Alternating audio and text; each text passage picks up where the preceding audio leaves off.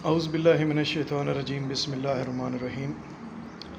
آج دوستوں کے لیے ہم تھوڑی سی ایک ویڈیو بنا رہے ہیں جس میں ہم اپنے گاؤں میں کچھ جڑی بوٹیاں لینے کے لیے آئے تھے۔ تو شروعات ہم نے یہ سوہانجنے کے درخت سے کی ہے۔ یہ سوہانجنے کا درخت ہے جو بچہ درخت کے اوپر چڑھ کر اس کے پتے اتار رہا ہے۔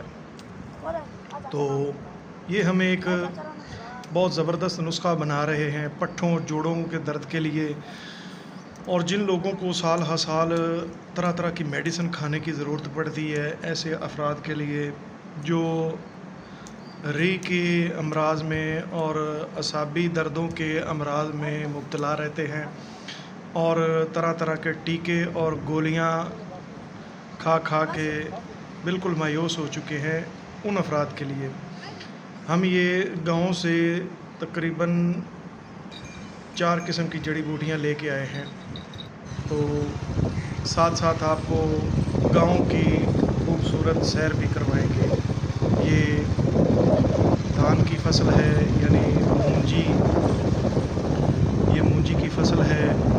تو یہ آپ دیکھ سکتے ہیں، اور گاؤں کا خوبصورت نظارہ آپ دیکھ سکتے ہیں۔ ماشاءاللہ بڑی تر و تازہ ہوا اور صاف شفاف پانی ان فصلوں کو لگتا ہے، اور جو فصلیں ہم کھاتے ہیں الحمدللہ اللہ پاک کا شکر ادا کرتے ہیں کہ ہمیں تازہ اور تندرست پانی سے پیدا شدہ فصلیں میسر ہوتی ہیں۔ تو یہ ساتھ ساتھ آپ کو دکھاتے ہیں کہ یہ مکئی کی فصل ہے جو بالکل آخر میں دکھائی گئی ہے۔ اب یہ دھان کی فصل کو مزدور لگا رہے ہیں، کھاد اور سپرے وغیرہ یہ کھاد لگا رہے ہیں اس کو بہتر پیداوار کے لیے اور دیگر بیماریوں سے محفوظ رکھنے کے لیے۔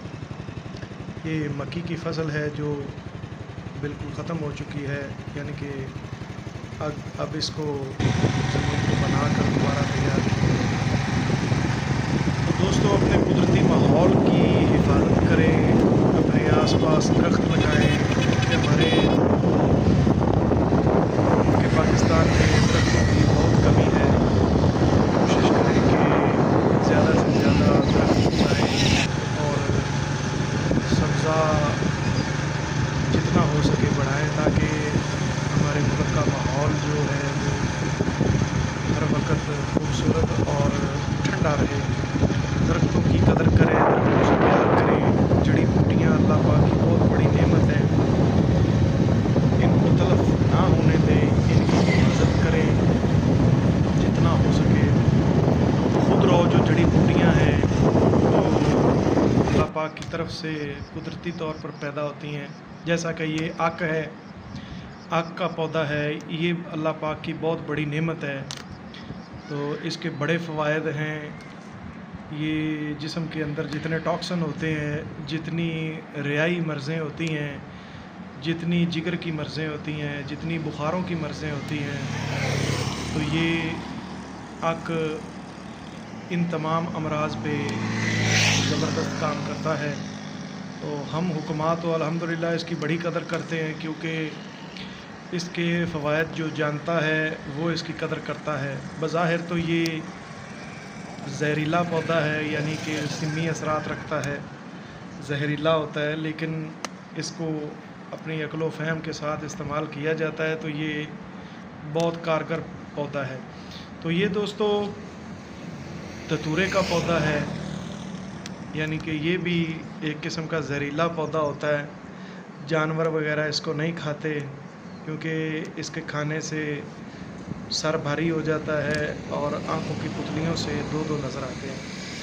تو یہ بھی بڑا زبردست اور اکثیری پودا ہے، حکما خوب جانتے ہیں، اور تقریباً 80% مرکبات میں دھتورا جوز ماسل یعنی کہ یہ استعمال ہوتا ہے۔